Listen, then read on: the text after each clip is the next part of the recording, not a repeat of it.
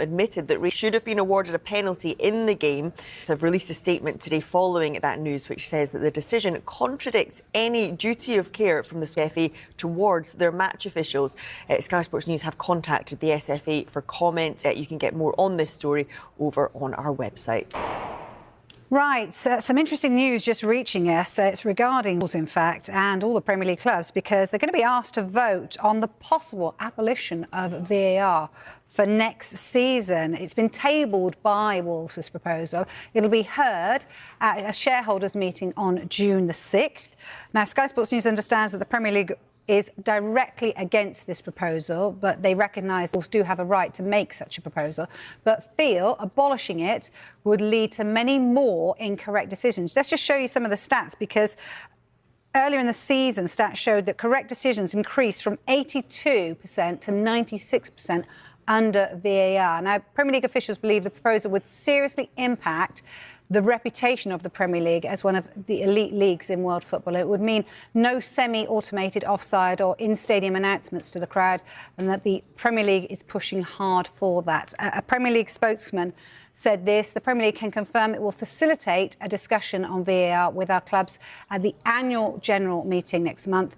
Clubs are entitled to put forward proposals at shareholders meetings, and we acknowledge the concerns and issues around the use of VAR. However, they say the league fully supports the uses of VAR and remains committed, alongside the PGMOL, to make continued improvements for the system for the benefit of the game and fans. So, interesting thoughts coming from Everton have had a bit of luck with VAR. There's no doubt about that, in my opinion, right? I'm happy about that, but they've had a bit of luck. It doesn't make football great, because that there was wrong. And from a system that says it's right. This one as well, I mean, shocking defending from Godfrey, who lets Manic wander out there and come in. All that's a periphery. We're just looking at the facts and here. what I'm saying to you is, are we seriously in the game? And I know it's against Everton. You telling me that's offside? No. Come on. I think he's I don't need lines. And I'm an Evertonian. I don't need lines to tell me.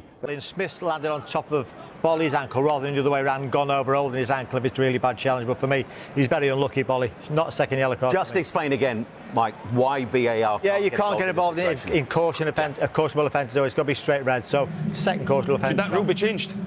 Manchester United found themselves at the centre of another major VAR controversy during their dramatic clash with Brentford FC, after a crucial moment involving Ahmed Diallo was dramatically overturned. What initially looked like a decisive and potentially game-changing goal quickly turned into one of the most debated moments of the match, as Old Trafford erupted in celebration, believing United had taken a vital step toward victory. The joy was short-lived. Following a lengthy VAR review, officials ruled the goal out for offside, leaving players, coaches, and supporters stunned. The atmosphere inside Old Trafford changed instantly. What should have been a moment of celebration became one of frustration and disbelief. Supporters reacted with anger, many struggling to understand how such a fine margin could erase such an important goal. On social media, clips of the decision spread rapidly, sparking fierce debate across the football world. For Ahmed Diallo, it was a deeply frustrating moment. The young winger had shown sharp movement, confidence, and composure in front of goal, and the finish looked like it would become a defining highlight of his performance. Instead,